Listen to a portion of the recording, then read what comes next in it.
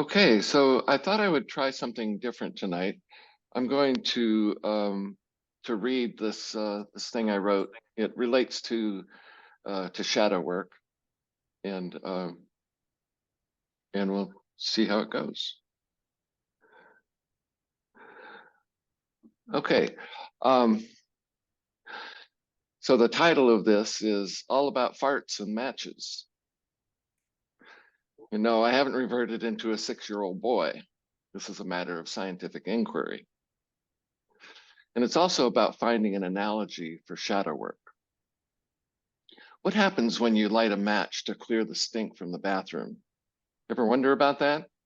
I mean, one tiny little flame that can burn off a cloud of hydrogen sulfide gas that fills every cubic centimeter of the room's air. Why doesn't the match only burn the gas it comes in contact with? How does the rest of the gas know to bring itself to the flame? Turns out there's this little thing called Boyle's law, which states that a gas will expand to fill the space around it. Remove some of the gas and the rest of the cloud will expand to fill the hole left behind by combustion. This is fascinating, I know. So when we light a match, the fire burns the gas molecules in its immediate vicinity, leaving a hole. The rest of the gas expands to fill it until the remaining molecules are so far apart that they are no longer detectable by our sense of smell. This phenomenon is known as flame attraction or flame suction. Gas and fire work together by mutual attraction. If the flame could move, it would move toward the gas, and the gas would move toward the flame. But now consider how fire is a universal symbol for God, or if not God in its entirety, some active agent within the divine intelligence that we call God. After all, there's also air, water, and earth. That's right, we're talking about alchemy here. So as we make part of our as we make part of our unconscious conscious, and that's what Carl Jung said we should do, the small bit that comes into our awareness is only a small part of what we're going to have to deal with. More stuff is going to follow. It has to, because Boyle's law. As we skim off what rises to the surface of our awareness, it clears the way for more. Depending on how much buildup there is, the more pressure there will be, and the faster the process will repeat itself.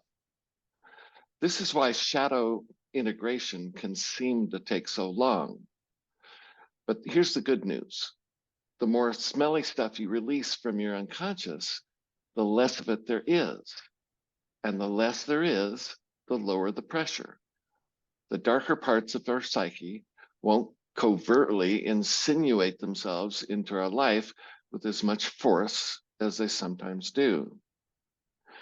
This means that subsequent clearings will be less dramatic. Gradually, they'll be hardly noticeable at all. The remaining subconscious conflicts will be so spread out that they will no longer have much effect on our life. Gradually, they'll get so absorbed and your integration will be complete. Shadow work is a mechanical process. There's nothing to be gained by taking it personally. What comes up doesn't necessarily say anything about you as a person. It's not your fault. Most of it is inherited anyway. The only question is, how far back in the past does the chain extend? And I don't mean past lives. I mean the instincts of the body, the ones that were already here before the human body evolved. How much of that got paid forward? No amount of burning will get rid of it, not without destroying the very instincts that keep us alive. Let's face it, life is a stress test for the soul, and no one gets to go home until they pass it. Life is hard on us, killing things just so we can survive. It's hard on our sense of empathy. We kill animals so we can eat them and wear their skins. We kill trees so we can build houses. We kill flowers so we can buy our way out of the doghouse. And basically, we kill everything, including each other, and all in the name of that prime directive, survive. But hey, so do all the other animals. Nature, as it turns out, really is red in tooth and claw. Life eats life so that it can survive. And what about us? We're kind of a hybrid creature. We're like a centaur, a mermaid, half nature and half supernature, half in the world and half out of the world. You know, spiritual beings having a physical experience. We have the instinct to survive. It just surfaces in more subtle and clever ways than it does in the rest of the animal kingdom. We can be devious, and all that deviousness accumulates in our unconscious and sinks to the bottom, waiting there like Moby Dick. But is it our fault that we're so devious? Or is that part of the plan? Is it the hardware we were born with? Or is it the software we wrote ourselves? Are we deprived of innocence, or are we depraved? You remember that song in West Side Story, Please Officer Krupke? You should look it up. It's very funny. You know, is he depraved, or is he deprived, or is he depraved? It's the old question of nurture versus nature. And what about comedy? You ever consider that laughter is there to keep us sane? It's kind of a bleed-off valve to relieve the pressures that build up in the reservoir of our unconscious. It's why we can laugh at really sick jokes. They're a little bit like light shining into the darkest corner of our mind. Now, humans weren't around in the time of dinosaurs, but we inherited their cold-blooded killer instinct just the same, as did all life. So what do? If we killed the instinct, we might, as Friedrich Nietzsche said, kill the best part of ourselves. And why would he say that? It's easy, really. He said it because we need our killer instincts. After all, they're our survival instinct in its operational mode. Life eats life, and it's easier to eat something when it's already dead. Otherwise, you know, screaming and thrashing about. It's inconvenient. So we're really good at keeping our killer instincts under wraps, aren't we? So much of our psychic energies are taken up in doing just that. Is it any wonder that we don't want to look at them too directly? They're messy. We live at a safe distance from all that messiness. No one likes to see how sausage is made. Now, if Nietzsche was right, then we need our survival instincts in all sorts of ways, from putting food on the dinner table to simply getting out of bed in the morning. And who doesn't have their sword at the ready every time they enter into the creative process? There was a writer who once said about whenever she came up with something really, really clever, she knew right away that it probably wouldn't work. And she came up with the saying, "Murder your darlings." So this means that the things you're really proud of, get rid of them. Murder your darlings. And like when you write on a keyboard, the most ruthless key is the delete key. And don't deny it, we use it all the time as we script the drama of our lives in real time. The alchemical element of fire changes things. It's all about transformation. Fire only appears to destroy a thing, because in reality, nothing can be destroyed, neither matter nor energy. It can only change form. Burn wood and you get charcoal. Burn that and you get activated charcoal, the most purifying substance there is. Put flame under raw food and you cook it, making it easier to digest, easier for your body to turn it into itself. That's integration. So when you apply heat to your unconscious with your attention, you agitate it. And you cause those raw instincts to rise up into your conscious awareness, where you can repurpose them, not only to acquire the things you need, but to eliminate the things that you don't, the things that are sapping your energy. Because before wheat can be food, it must first be separated from the chaff. And you'll know if you're successful because you'll have more energy than you've ever dreamed possible. Everything will come alive for you. Out of death, new life. And what was previously hidden from you will be revealed. Your eyes will open.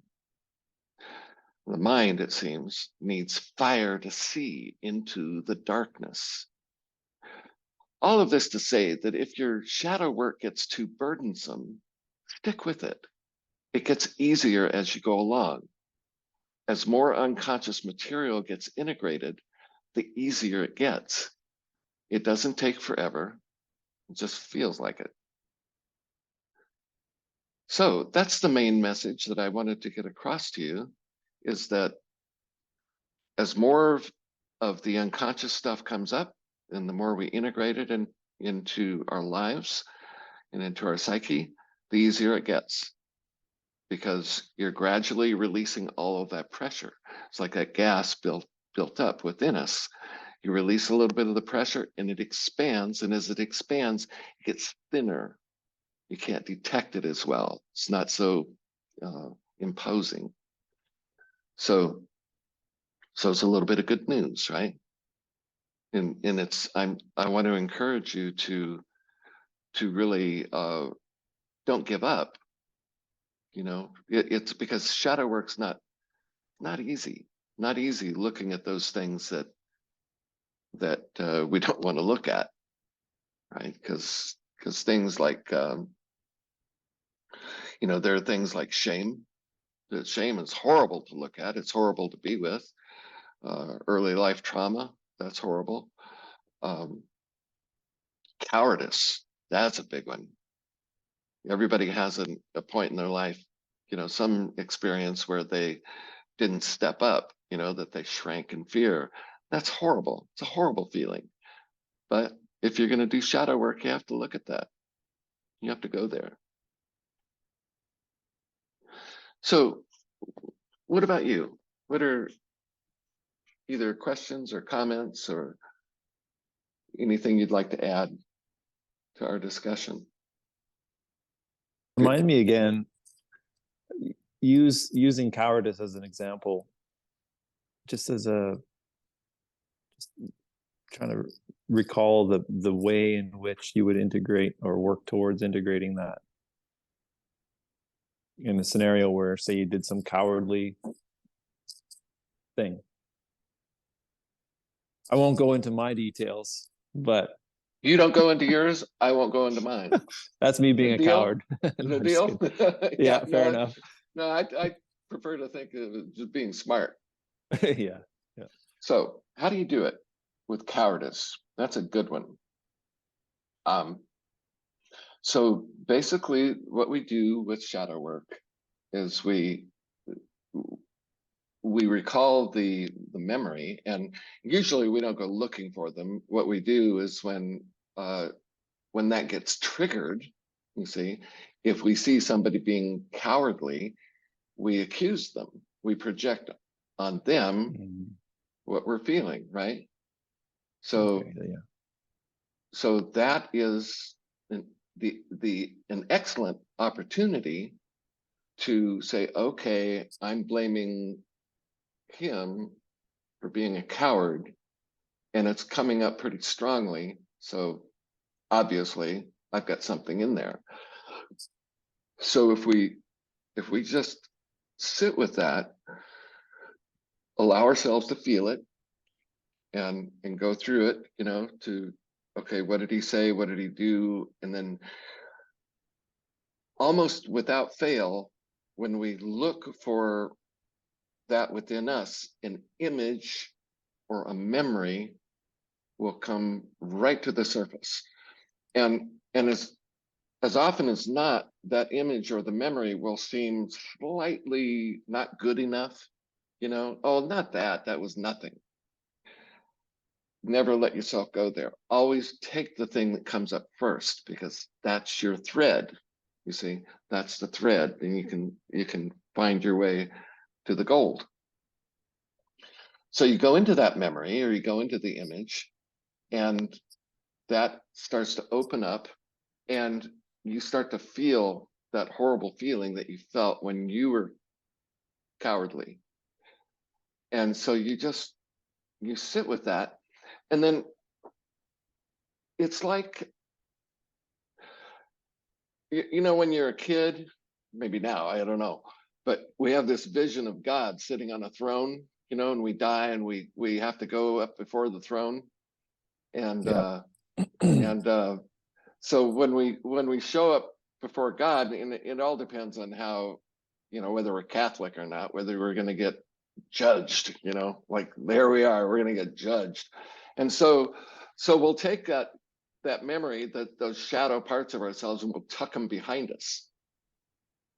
And we come up to God and we say, here I am, but don't mind these people behind me. Don't even, you know, don't look at them. Here I am. So that's the way we normally do. That's how we treat ourselves, right? When we consider those things, we like to think of ourselves as being strong or good. And so we keep those things hidden from ourselves. Really, that's what we're talking about. We're from the blazing hot fire of our attention, of our self-awareness. So what we do in that case, as we approach the throne of God, we bring all of our cast of characters out and line them up alongside of us and say, here I am, and here they are too. You see? And it's like, that's me. You see, that's me. And so it takes coming into contact with the presence of God, which is like the column of light behind us. It's that space of infinite energy, that field of energy. We bring the consciousness of that, into the presence of God. And we just stand there. You see, we stand there. We own it. We own those things. Now, if we're just doing it for ourselves, it's not that big a deal, you know. So that's why we have to bring the transcendent into it. That's why we have to go into the column of light and be in that transcendent space, that all-powerful, all-aware space. And when we're honest with ourselves in that space, all of that energy packed into those things starts to come out, because they can come out, because they're not being judged. See, they're not on the chopping block.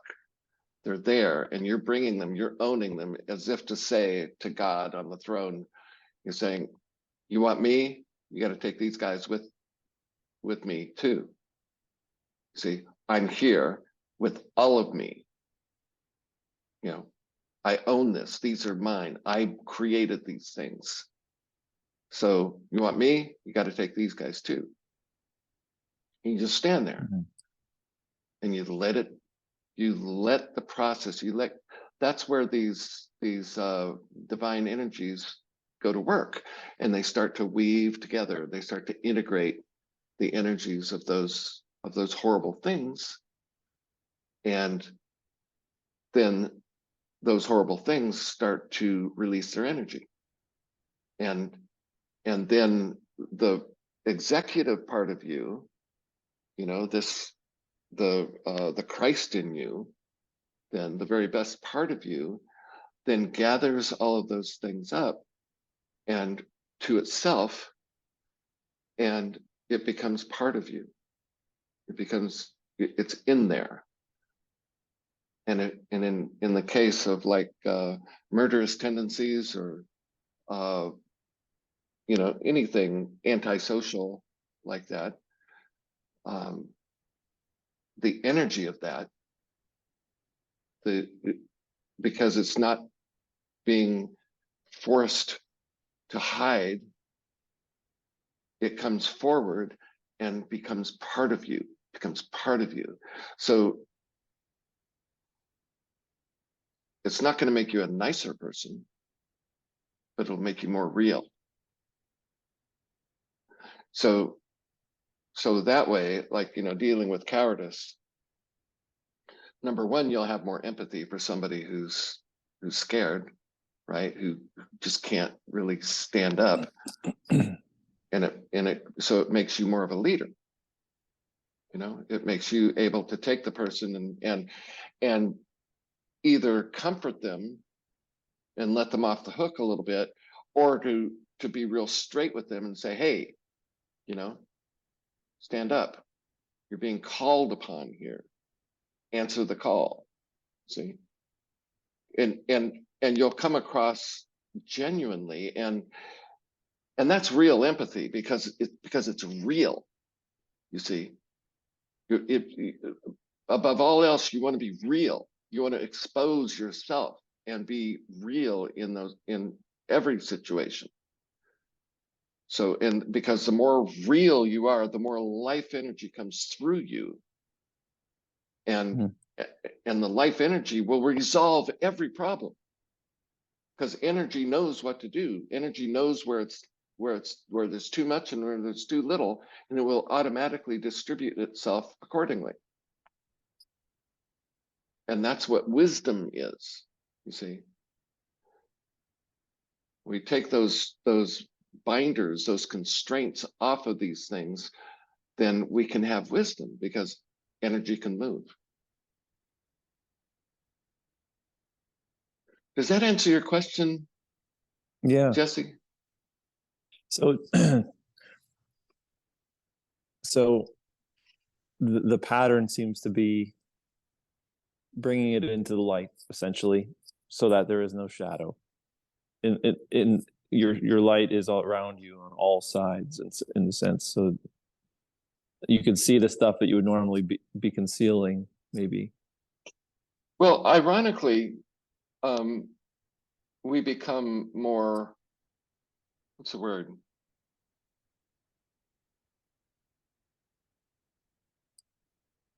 Reserved,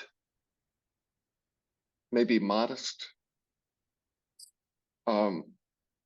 It's like you can carry a gun, but you keep it hidden, right? You don't wear it out in the open. In the old days, we'd carry a sword, but we'd keep it in its sheath. So the idea here is self-restraint.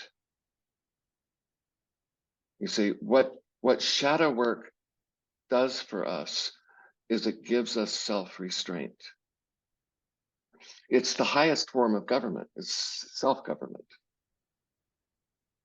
So say you've really integrated, all of these things, and you don't wear them on your sleeve.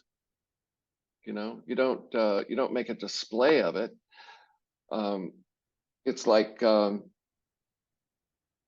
writers who write a novel, or when you watch a movie, how they'll drop kind of hints as to what's coming up. They'll dwell on something. It's like I think in one of Chekhov, in one of his plays, he had a rifle above the mantle on the set. And it's always used as a really great example. It says, if you're going to have a rifle over the mantle in a play, you better use that rifle. That rifle it's too obvious not to be an intrinsic part of the play. So the tension that builds in the audience is like, oh, there's power there, there's danger, there's that you instinctively know that something is there that's not being revealed. It's like in poker, you hold your cards close to the vest. So when you've mastered self-restraint by doing your shadow work, people know that there's something there. They know it's just right under the surface, but they don't know what it is. You see? So they'll treat you with more respect because you're like you could be a bomb for all they know. They touch you the wrong way, it could go off.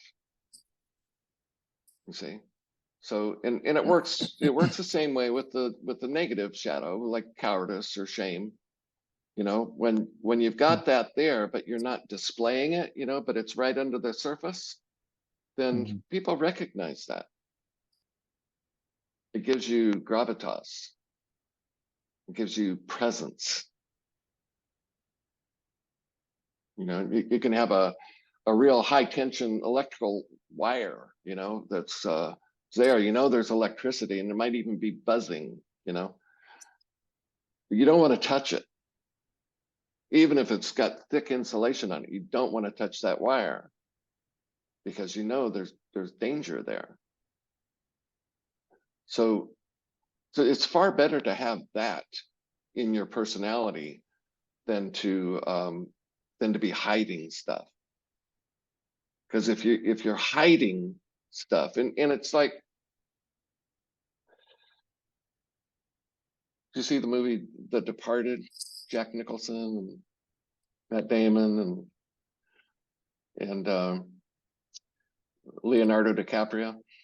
The DiCaprio character he's trying to get into the police department undercover operation. So he's applying, you know, it's a covert, very hidden, very secret operation, and they really put him through the ringer because you have to be tested before they can trust you to go undercover. You know, that you won't expose yourself and get killed or blow the operation. And they just grill the hell out of him. And finally, they deny him, and this is actually part of the test. They're going to accept him. They're going to tell him, no, he's not good enough. And he says, why? And he says, you know, in this department, we deal with deception, just not self-deception.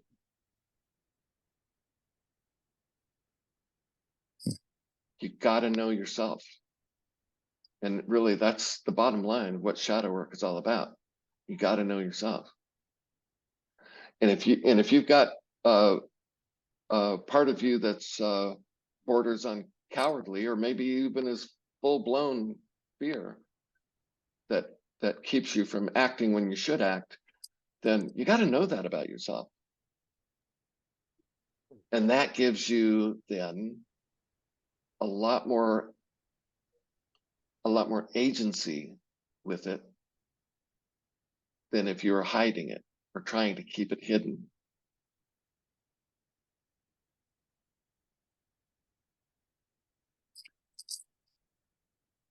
Just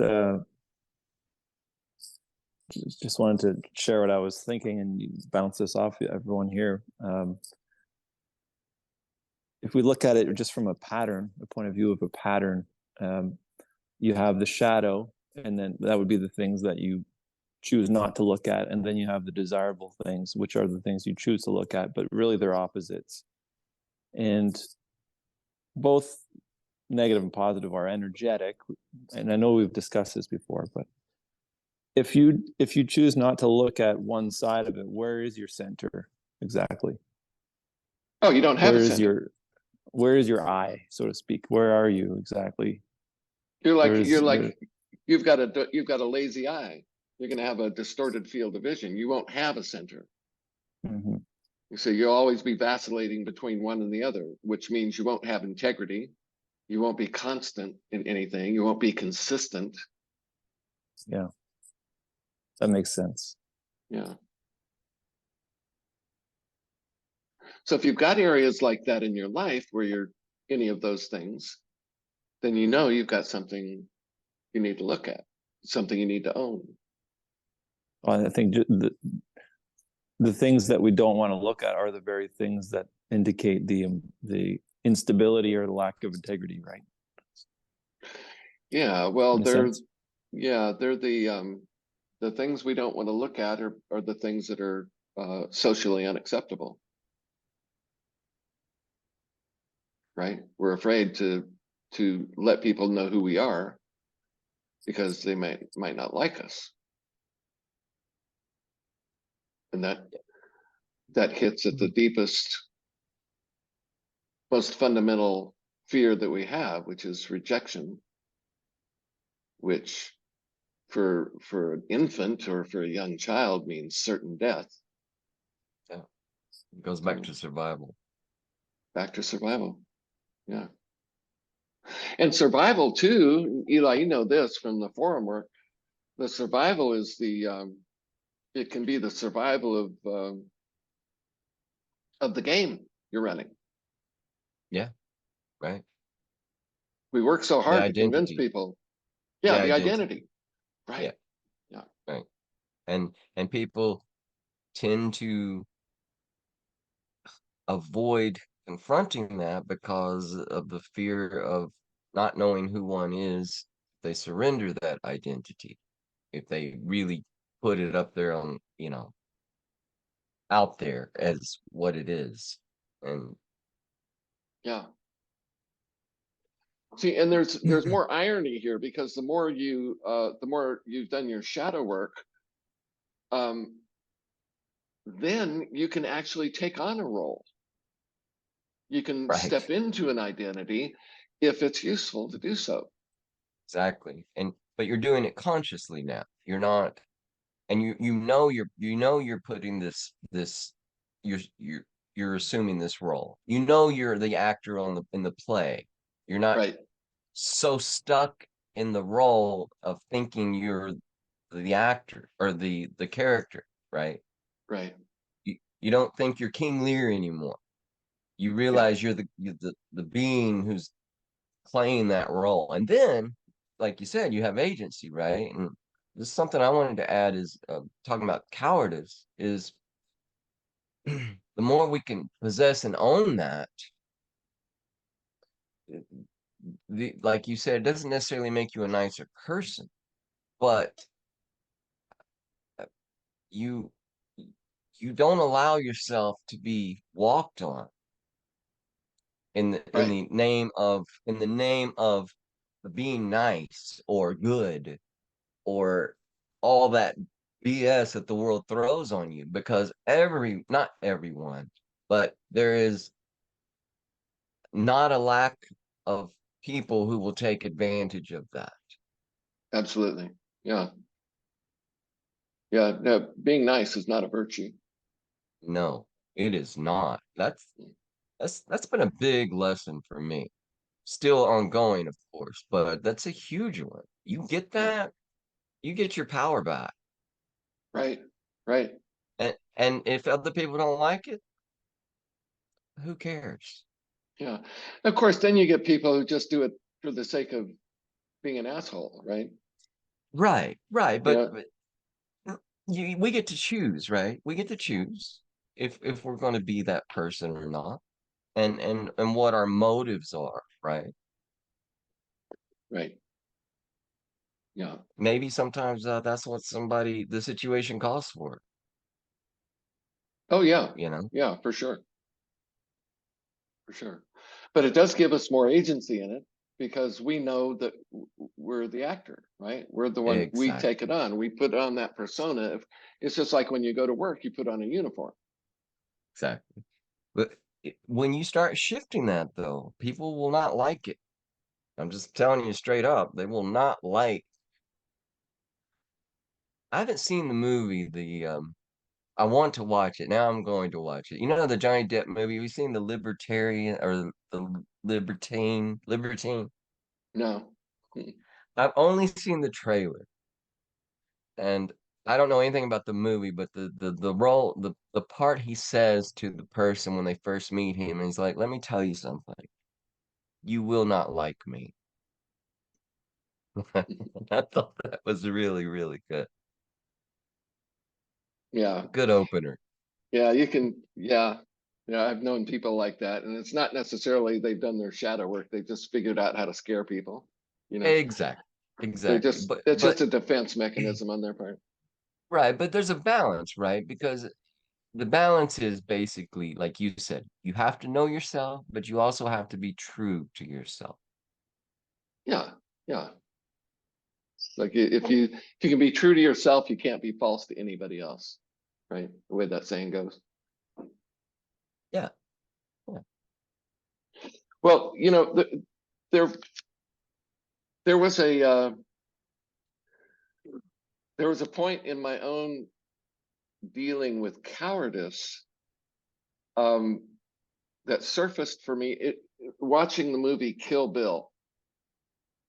And who here has seen it? Anybody here that Yeah. I've not seen seen it? Yeah. So it's about this woman who's a you know, extraordinarily gifted sword fighter, and it's a comic book kind of movie. You know, it's Quentin Tarantino, and so she's in a real pitched battle with a whole bunch of people, and usually in a movie like that, the hero will be stoic and fierce, strong and powerful, and it's almost always a man. But in this movie, it's Uma Thurman is the character, or the actress is playing the part, and she's squaring off with the deadliest guy, and she's got fear all over her face, but she's engaging. You know, she's there, she's ready, she's there, but she's like, you know, she's got that oh shit look on her face. And for me, it was a revelation, because it was like, it's okay to be afraid when you have to do something really important like that. Because I don't know how it is for everybody, but it seems to me to be mostly a problem with men, where you can't show fear because that then leaves you open to being called a coward. Even if you move forward, if you show fear, that you're weak. So what she showed me in the way she acted this character, was that it's okay to be afraid. You know, it's okay.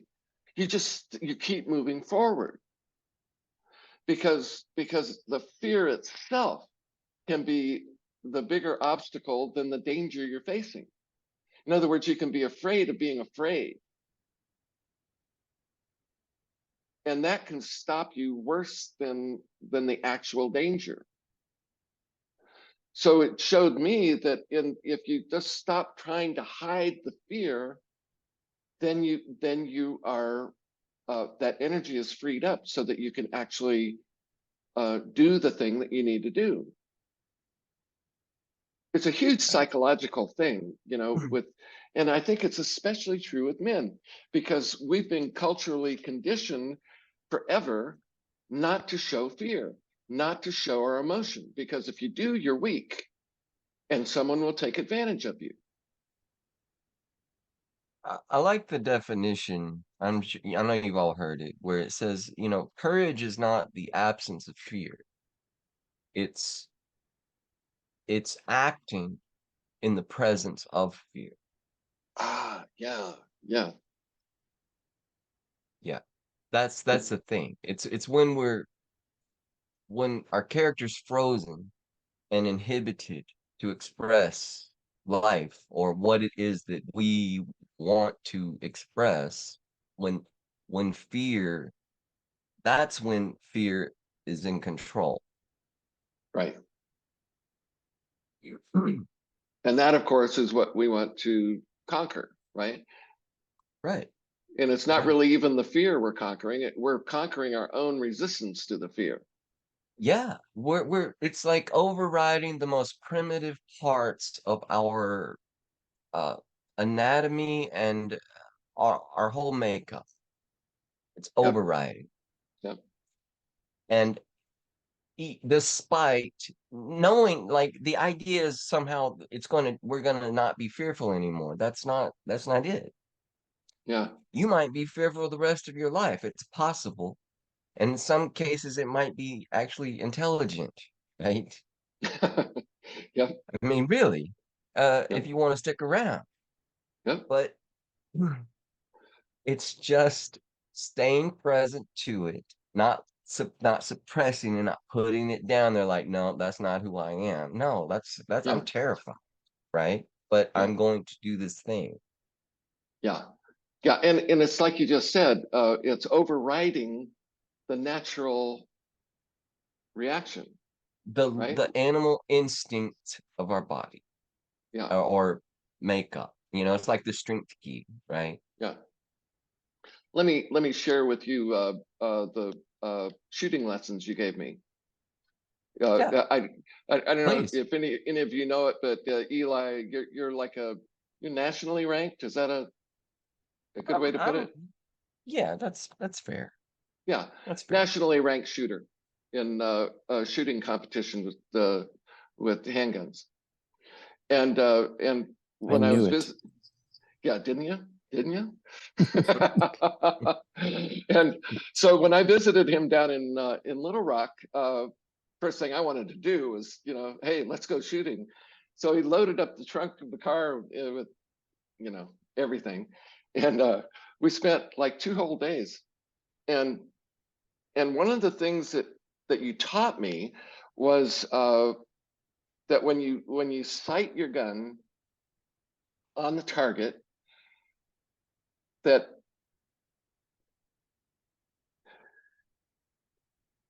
when the gun goes off, even before the gun goes off, your body is going to react. It's going to flinch because that's the natural part of you. That's your instinct because the way you described it, Eli, is like you've got an explosion goes off right in your face. You're there with the Exactly. gun and boom, and it's like that.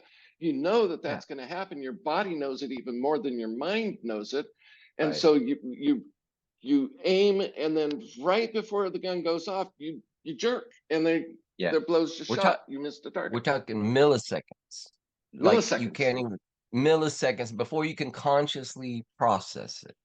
Yeah, You're and you're yeah, and Eli's a really good instructor, and so we talked about this, and so the exercise then was to override that, which is the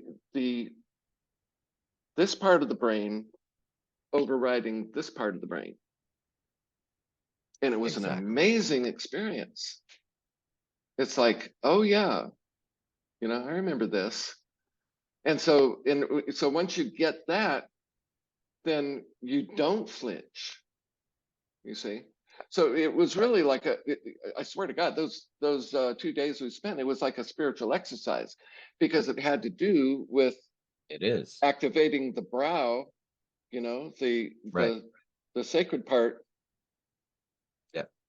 and having Yep. it have dominion over the body part. Exactly. And And that's so much of what the spiritual path is all about. exactly. And I'll just say this, Michael on day 2 with a 3-inch barrel handgun was hitting 100-yard targets this big. Stuff that people shoot with rifles Wow. with a 3-inch barrel. On day 2, he was consistently hitting. How would you practically do that? Would you visualize yourself going into the barrel of the gun or something No, and putting it's it? magic. It's magic. Well, no, okay, so let's not to get too into that. That's for another time, Jesse. But another practical application of that is to see the outcome, right, that you want and allow it to become the present moment.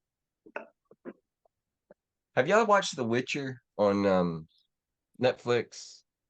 Anybody watch that? No. Anyway, you might if you like that kind of stuff. I've just started watching it.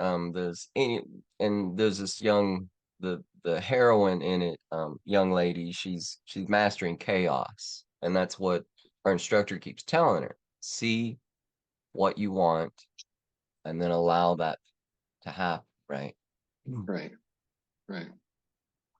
And it's not like you make it happen. You just see it and accept it. accept it, that it will happen. Yeah. Yeah, there's so much to that. In downhill racing, every skier stands at the top of the mountain and they memorize the course, but then before they push out of the gate, they just see every turn, every bump, and they go through it. And they're finding, I think there was some guy who was in the Vietnam War, was captured and spent like 6 years in a POW camp, and he was a golfer. And the way he kept his sanity was every day he played golf in his mind. Oh, nice. And when he got out all those years later and got back into physical shape, he was just as good as when he was in his prime. Yeah, there's a lot of studies out recently that show that just practicing the mental uh, neural connections of an activity is almost equivalent to to physically doing it. Right, right. And see, here's where the shadow work really comes in too, because once you really get honest with yourself and you own those parts of you that you don't want to own, then all that energy gets added into those neural connections. And so whatever you visualize then has an enormous creative power, because that's what power is, that's what energy is, it's creative. So, there's so many advantages, it's just being honest with yourself. If you're honest with yourself, you don't have to tell anybody else anything. You can be the most tight-lipped, enigmatic, close to the best person. You don't owe anybody anything. But I'm glad you said that. That's the truth. I'm just learning that also. Yeah, I don't owe people explanations. I don't have to explain myself. As Right. long as I'm real with myself, I can choose to or not to. And My that's discretion. freedom. That is Exactly. freedom. But are we Exactly. limiting our experiences that way? Huh? Are we what? Limiting our experiences that way? If we How don't, so? What do you mean? like if we don't share anything with anyone, we're not going to have an experience that would happen if we had, if we're just keeping Oh, it yeah. within ourselves. Well, I'm not talking about just closing off completely, but you're only going to share with people who will respect you, right? You don't, if you open somebody knocks on the door and you open it up and it's a guy, a workman, and he's got mud all over his boots, you're not going to let him in the house. And if True. he's any kind of a decent person, he's not even going to want to come into the house, right? But there are those people, you open the door and they'll march right in and leave mud everywhere. But these are some of the moments though that you learn about yourself, like how you would approach that situation. Yeah, you say Whether or not no, you let him stay the run hell you outside. over or you're gonna hold your ground. Right. And it's not even a matter of holding your ground, it's just saying no. Right. The least effort you have to expend in holding your ground, the better. Now, what about with shame? Like that was another one that I think you mentioned earlier, because we started onto the courage one. And we haven't really gone around to Yeah. some of the other things. Like how would we handle shame? Like, if you're feeling shame about something you've done in your past and don't really want to share that, right? Would Right. want to keep it to myself, but sharing it might actually be the only way to work my way through it. Well, there too, you have to, realizing here again, being nice, but especially being naive is not a virtue.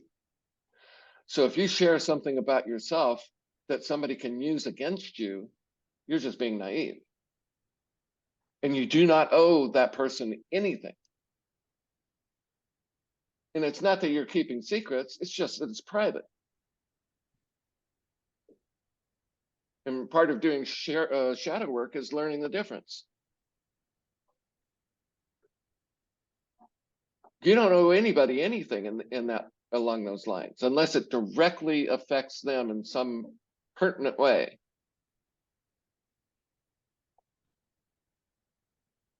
One thing I found helpful with shame, or I have, was a suggestion from one of my teachers to reframe it as remorse. You know, if you can appreciate that you have, instead of shame, then you have a feeling of remorse, you know, as opposed to guilt or shame or icky bad me, however you want to frame that. Just say, I feel remorse for what I've done, and it makes it easier to move on. If that works for you, then fine. I tend to, I'm looking at this from a different angle. And I'm not saying that it's better than what you just said. It's just this particular angle. I would rather just own it and say, yeah, that's me. What I did that was shameful, that's just me. You know, I own that. Doesn't mean I'm going to do it again, but it means that there should be nothing about you that you back away from or deny. And again, it's not, you don't have to broadcast it to the world. You just have to not keep it from yourself. If I think of something that I did and it was like, oh my God, that, how did that happen? You know, it's just not me. You know, I can't believe I did that, right? But I came to the point and said, no, that's me. I'm that guy. See, and in owning it, then it changes, you know, because it integrates, it comes in. But there's not a day that goes by where I think, oh, well, I'm all better now. You know, that's a lie. But you did, when you accept it about yourself, you come back to your real self, and you don't, that part doesn't get to control the whole of you anymore. That's the thing, right? It's not, Right. yes, But yes, that's you, but that's not all of you. it can be a huge part of it, depending on how hard you've worked at bearing it. You know, it can be the zombie. Yeah, Rachel. Doesn't confessing the shadow stuff help bring it out into the light, and then you see it, and then you're like, oh, and you recognize it, and by recognizing it, it helps to bring in the light on it and disperse it. Like, Of course. that's what Well, but you don't want to disperse it. Why would you want to disperse it? It's loaded with energy. let me think. Acknowledging it brings the light in on it. So maybe not disperse it, but then takes away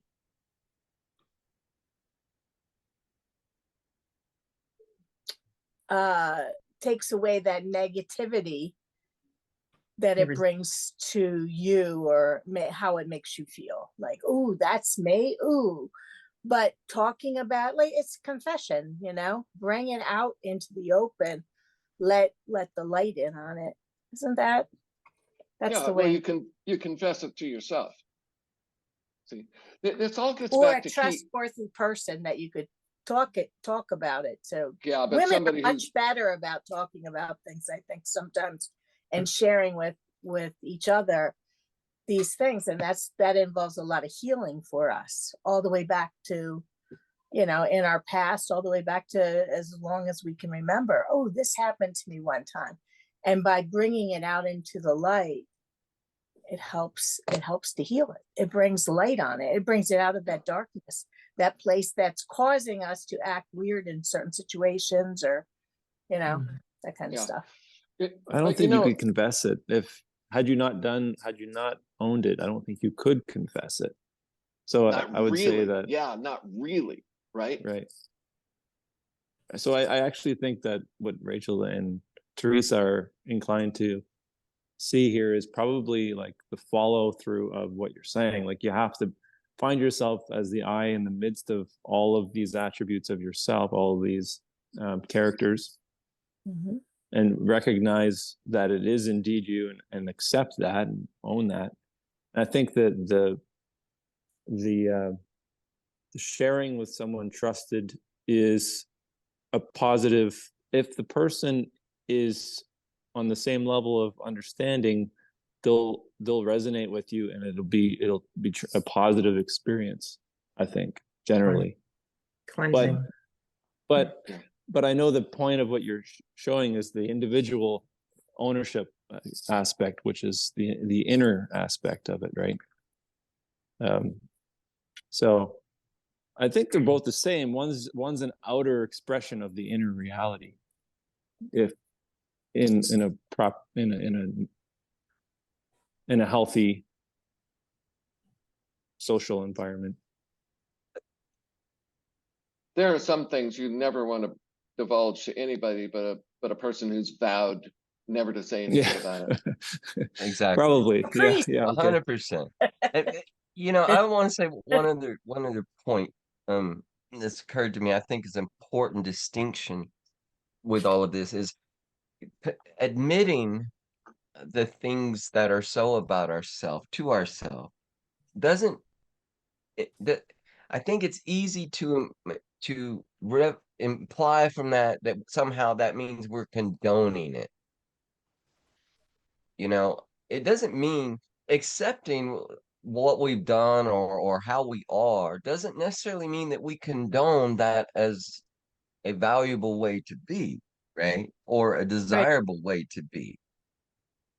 And I think that keeps some people from kind of just coming up to that because they think if I, confess this just to myself or my confidant that somehow this is a condoning, they'll say, "Oh, it's okay." Well, we know what's okay and what's not okay, right? But I'm just saying we can accept things about ourselves and not necessarily value them or degrade ourselves at the same time. Yeah. I know Jason Lauderhan talks about like the world, the way it kind of looks at stuff. It's like, oh, I'm such a sinner. I'm terrible. I'm all these terrible things. I'm not even an original sinner because most of all of what we call our sins are not original at all. They've been going on for time, as long as time. I Yeah. thought that was I'm pretty fun. seeing shadow work coming, as Mark would say, from traumas, what does he say, Teresa? Dilemmas, traumas, Dilemmas, and traumas, trauma. So that's where I'm seeing it, that bringing that out into the light can then heal it. So when, say something happened to you when you were little and you act strangely or antisocially in certain situations or whatever it is, it's a negative, right? And by bringing it out, then there's a realization which brings light onto it, which then takes away the negativity of it. Isn't that? I don't know. That's what my next question was going to be, is like, how long, where's the balance? How long do we go on with this? Is it only when it comes up for us, or is it something that you continuously do? I mean, I would want to bring it to the altar. That's just me. Why are we projecting, right? Yeah, I'm like, yeah. It's like, I kind of want you, for me, it's like there should be a cycle to it. Like there needs to be a beginning and an end, like I wouldn't want to hold on to it forever. What's it called? Retrospection's good. Brings up a lot, the old retrospection. I think it's about vision, really about vision, if anything, to have whole vision. Like if anything is being, I think that it's hard because you could take an analogy only so far, but if there's any aspect of ourselves that we are hiding from ourselves and it comes to our awareness, usually in other people, something they'll do that'll trigger us, that would be an opportunity for us to see more of ourselves by recognizing the trigger. Like you said, it's a string, you pull on the string, see where it leads you. And then it's a process of seeing that aspect of ourselves so that we would have a more whole picture, so that it's not just like an isolated pattern. That pattern would impress itself upon all areas of life, where then our vision is more whole in everything that we do, because it's that I think that's what I'm getting right now anyways out of it is vision, seeing more clearly, so that we can no longer be doing the pendulum thing where we're going this way and that way and fighting with ourselves.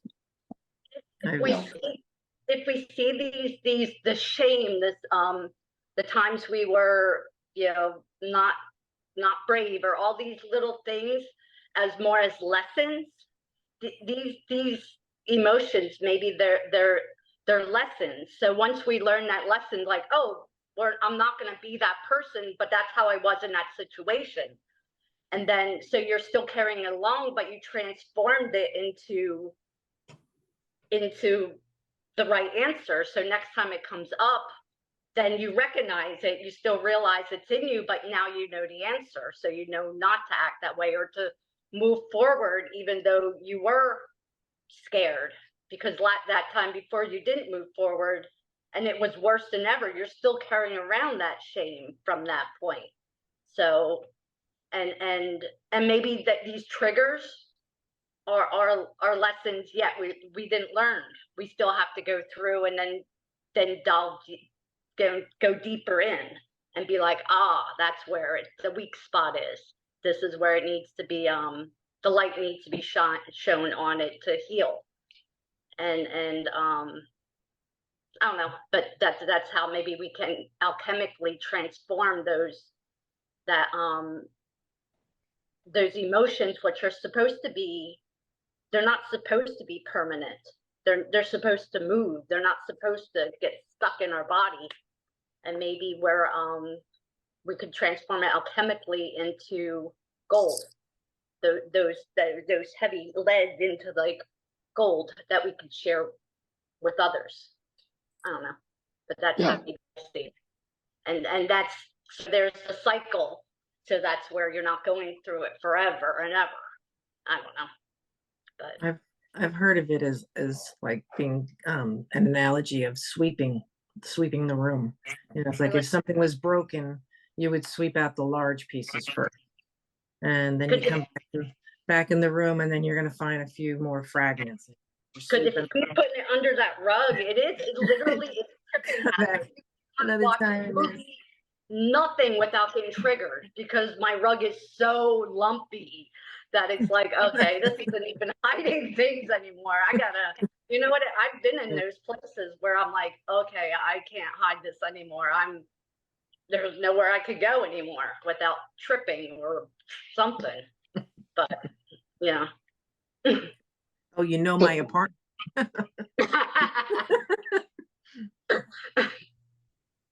So let me just interject here. I mean, we're talking about using this part of us to master the natural part of us, right? Because we have these bodies that we didn't create these bodies.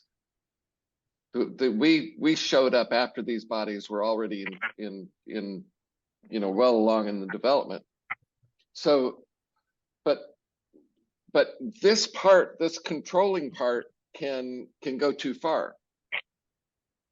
And if it does, then it's going to start denying those vital forces within us, like the survival instinct, for instance.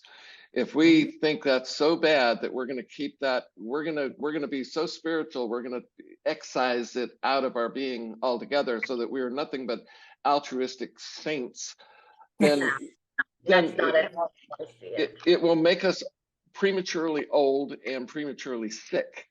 Yeah. Because we're cutting off the life force. See, we're talking about this body. We can't get away from this body as long as we're here. We've got this body, and even after we die, we're going to come back into another body like this. We don't get to just, go someplace else. That's, I mean, some people do, but not usually. So we have to learn how to use these bodies, and it's like riding a horse. You know, if you completely train a horse or tame a horse, you kill its spirit, and then you no longer have a horse. You got this docile thing that just walks around, eats grass, you know, and it'll grow old faster and it will die sooner. So the idea is to keep ourselves alive and not try to, you know, continually turn the valve off. And so it becomes how to bring those energies in full career into actions that we decide, right? Yeah. We determine, but we don't deny the energies. No, And just use them as a tool and consciously when that energy is needed. Like you're more in control of it because you learn those lessons. You know what happens when you use it this way, you know what happens when you use it this way. So you Yeah. can gauge in those times, but you're not using it to unconsciously to step on people or just because you're triggered or just because, right. you know. Yeah, you don't have to be it's reactive anymore. there when you need it. Like like I'm renovating a house and I have to, you know, I'm uncomfortable. I have to like talk to contractors and this and that. And I tend to be a little bit of a soft person. So I have to take in those times maybe when I was a little bit harder, a little bit more not as smiley and as friendly, because Right. that's when it's needed, you know, and not be so open, because I do tend to be a little too open sometimes.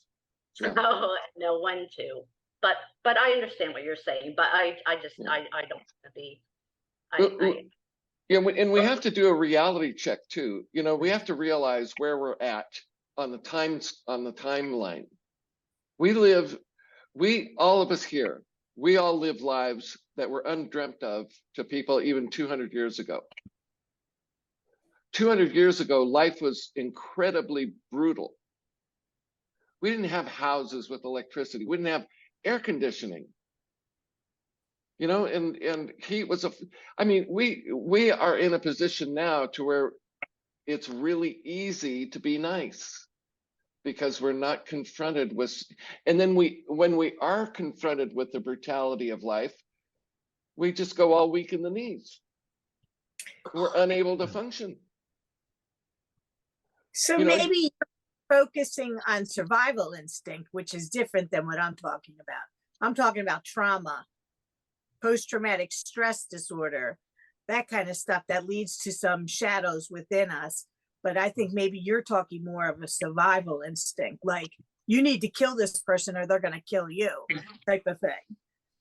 Which yeah, is that what you mean? I'm not so at? sure. I'm not so sure about the PTSD. I know that the one thing I do know about it is that, like when these guys and women came back from Iraq and Afghanistan, it wasn't the evil that they saw, it was the evil they saw in themselves. That will screw you up. You see, because here's a person who's so wrapped in their persona of being a good person, and then they're in a situation where they, you know, shoot a child or a civilian, you know, and not because by accident, but because they got so enraged that they let that monster out, you see. And then once they saw the monster, that completely undid them. Mm-hmm. You see, that's the destroyer. That's the one thing that will destroy you. So it's like Jesus said in the gospel according to Thomas.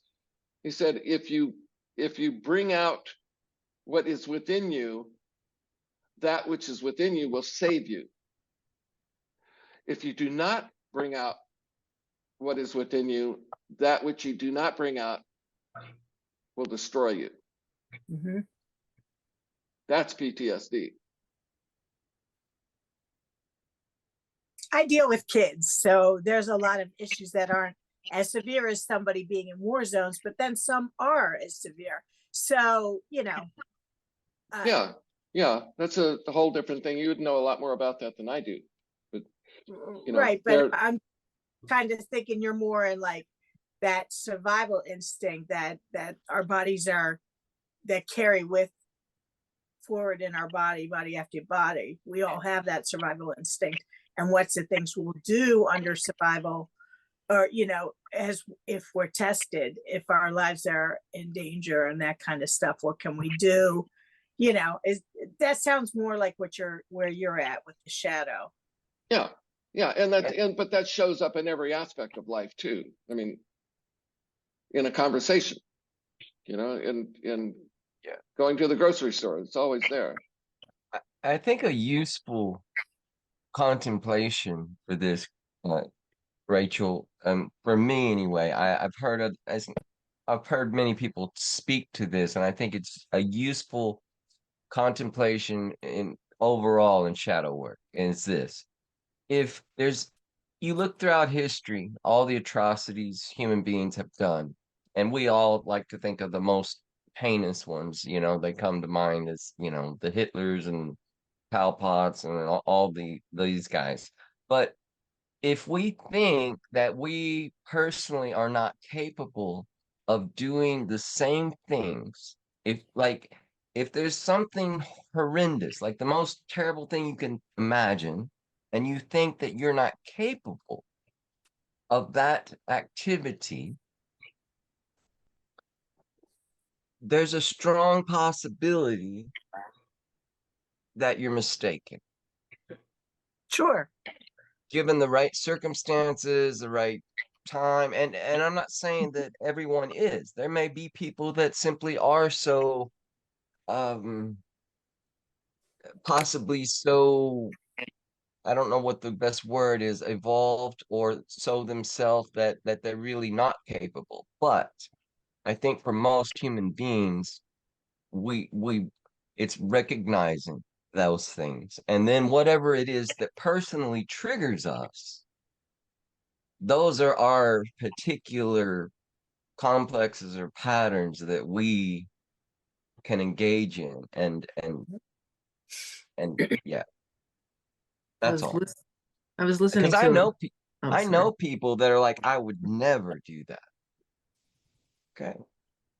I was listening to a video where a woman was having a near-death experience, and she was explaining, her experience in the afterlife before she came back, and she was saying that we had contracts with each other, where you agree to come into this life, and you agree to say, maybe in this life, I agree to be the person who's going to be the villain. I'm going to Yeah. do something harmful to someone. And then maybe in the next life, it'll be reversed.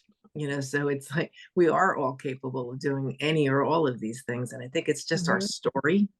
And it's, how well we can get over our stories. Right. Right. Yeah, But interesting if stuff. we don't realize that if we realize that we are capable of it, then we actually have an agency with which to say yes or no about it. Right. It should something come up, right?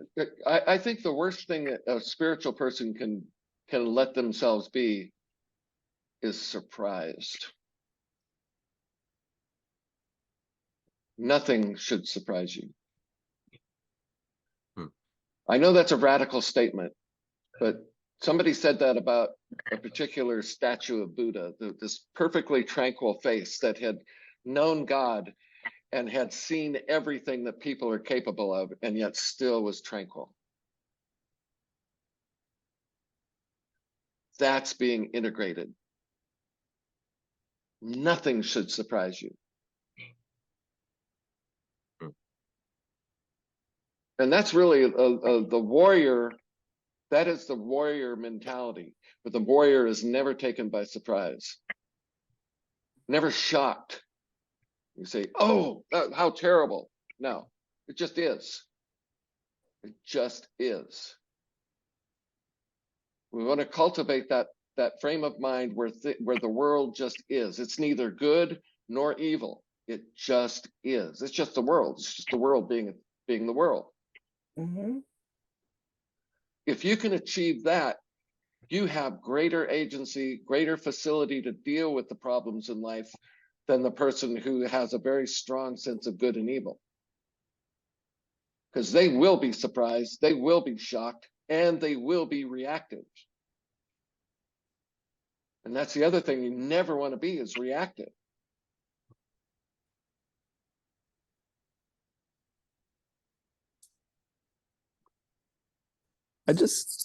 Something about that kind of seems to conflict for me, because on one hand we say we don't want to be,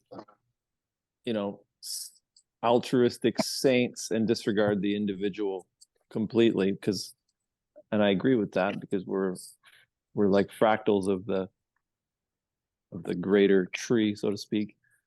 But if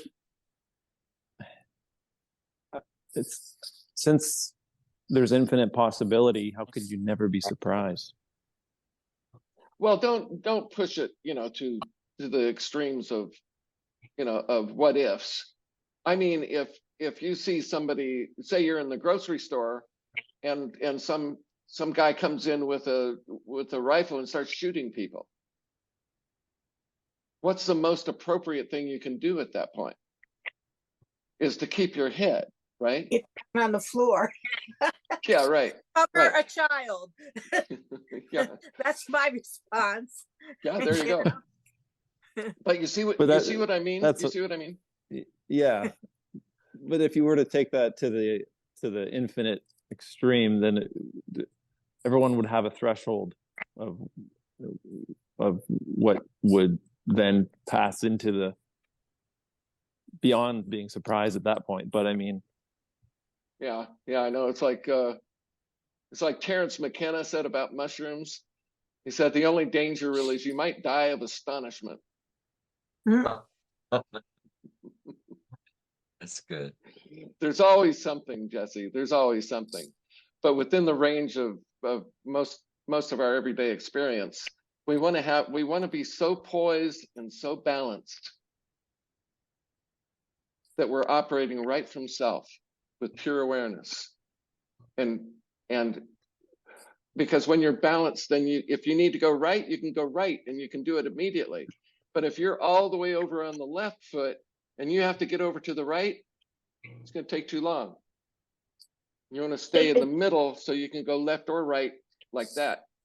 And doesn't that come from learning all these lessons when you went too far this way and too far this way? Well, that helps, but it comes, really what we're talking about is being honest with ourselves. Yeah. And realizing that if we know that we have the capacity to kill, think of the people in 1930s Germany. 1930s Germany was one of the most sophisticated, well-educated, all the best universities in the world were in Germany at that time. Those people were smart, they were urbane, they were civilized people. And yet look what happened. But then we learned a lesson off of those. So next time it comes again, we're very aware of it. And it's not like we're being very goody-goody or too light, because I do get that a lot. And I think it's the approach, because I don't see it that way at all. I see it actually as being knowing your dark side and knowing when to use it and when not to use it. It's like a loaded gun, and knowing where to focus it and when to pull that trigger, and Right. when to mean it, to know Right. that once you pull that trigger, there's going to be a cause and effect. So Yeah. because everything is manifestation. We are casting spells all the time. That's right. And so when I say, so like when you were using Buddha as an example, like say he's in that grocery store, he's not going to be surprised if he sees an opportunity to take care of the situation, he will. Then isn't that kind of what you're saying? But Yeah, other people see him as the outside. When they look at Buddha, they see a pacifist. They see someone too enlightened, too good, to this, to that, because he doesn't show that side, but it is inside of him. yeah. So Let me- that's why. So it gets a little. I You know know. it's getting late. If anybody needs to leave, feel free. But let me just share this story. That I've shared this before, but it's been a while, so maybe some of you haven't heard it. But I used to be the kind of person who would get road rage, especially if I was waiting in line where 2 lanes are narrowed into one because a lane is closed up ahead. And if somebody zipped past me and got in ahead of me, that would just send me into a homicidal rage. Inside. And it happened. So I'm in Nebraska, and out in one of those roads, straight roads, and and people in Nebraska are pretty nice. So everybody lines up, and they're dutifully keeping the line.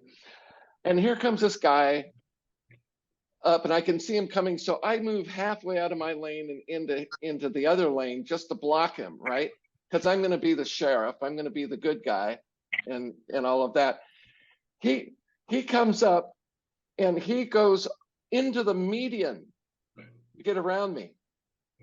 That wasn't the worst part. The worst part was the look on his face. The look on his face was, it didn't bother him the slightest. Not in the slightest. There was zero remorse, and then I imploded so severely that I thought to myself, this is crazy. I am crazy. And so I've got to do something about this. This has gone to the point where if I don't do something about this, I'm going to do something really awful. So you know what I did? You started cutting people up. I pulled out of the line, and I went up to the head of the line and went in. You became that guy. I became that guy because I was that guy. Right. Right. Surprise. And here's what happened. Here's what happened as a result. After doing that, all of that rage, all of that irritation about people cutting in line vanished completely. It was gone. You see, so much so that if I was like up at the head of the line and I saw somebody coming in, I'd let them in. Nice. You see, because I'd integrated that. I realized that's me. That's me too. Oh, and then the interesting thing is later on NPR, I heard this report that there's actually a name for the thing. It's called late merging. And they did it late merging. And they did a lane for that. Yeah. So No, Michael- let me finish because this is important. So what they found out, they did a scientific study, and they found out that when people late merge like that, it improves the traffic flow by 20%. It actually works better and So they faster when validated people it. late merge. You were like, I'm gonna No, get you. Watch what I'm gonna do. No, it was see, and this just came from self, right? It was like it wasn't premeditated. All I knew is I had to do something, and then I watched as I did it. If you can't beat them, join Join them. them. Somehow I think I just didn't quite land that one on you. No, I totally relate to that one. Okay. Yeah, I can relate to the red rage ones. Yeah. Well, you see, this just goes to prove this is not an easy subject, right? Mm-mm. This is as close to the bone as you can get. I just want to float in the ethers of heaven. I don't want to know anything about my anger. Yeah, I bet it's hell when it comes out. Mm-mm. You won't like me. This is why you don't carry a gun in your glove box. Exactly. New York does not allow Exactly. any guns. Oh, I was talking to a guy in Virginia and he was gosh. like, I never want to go to New York. I don't think I like New York. And I was like, oh, I'm really sorry to hear that. Yeah, I live out in a remote area. I have 5 neighbors and I can shoot my gun anytime. I was like, oh. And I have it in the back of my pickup. Yeah. I said, well, I can't shoot my gun anytime, but Oh my gosh. Okay. oh, God. Sorry. This has been fun. Yes. Yeah. Thank you, Michael. I'm so glad you guys hung in here with this, because this is something. Just remember key 8 of the tarot, where Strength. the woman is standing with the lion and she just has her arms around it, and that lion is red. So we're talking about fire, passion, Action. the desire nature. It's got claws, it's got teeth. She's got it under control, but she has not turned that lion into a pussycat. That lion is still a lion. Mm-hmm. It has teeth and claws, and all she has to do is let it go. You see? So let it go and then bring it back. Let it go, bring it back. It's a good card to meditate on. The strength. Yeah. Infinity. Just like you can put your Doberman in place of that line. Yeah, yeah. And just as being nice and being naive are not virtues, weakness is not a virtue. No. There's nothing worse than a good person, because you don't know, if they don't know themselves, they will flip. But if they know themselves, then when they're good, they're being good on purpose, and they won't flip. You Isn't see? that why it's so important to know that shadow? Because it's more powerful to know that evil in you and not use it than to not even know it at all. Like if you Right. don't know it at all, then what's the point? If Like you're it's- blind, yeah, if you're blind, you're stupid. But if you know it and not use it, well, then that's true strength. Like that's like actual strength, Right. you know. But It's the people who know themselves that everyone else looks to when times get hard, when times get rough, or when times get dangerous. mhm. Because The that's when mother of everybody dragons, else is, yeah. like from Game of Thrones, the mother of dragons. She's got those dragons with her, and that's what it is, the mother of, but Yeah, she's a whole nother deal.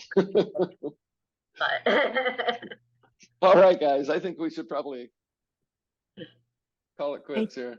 Have a good night, Great everybody. class, Michael. Thanks everyone. Yeah, this has been really great. I really like it when you guys are doing more of the talking than I am. well, enjoy the rest of your fast and relax for the evening. Yeah, thank you. Thank you. Night, everyone. Thank you. Good night. And bye, everybody. Bye bye. Bye. All right. Good night. Bye now.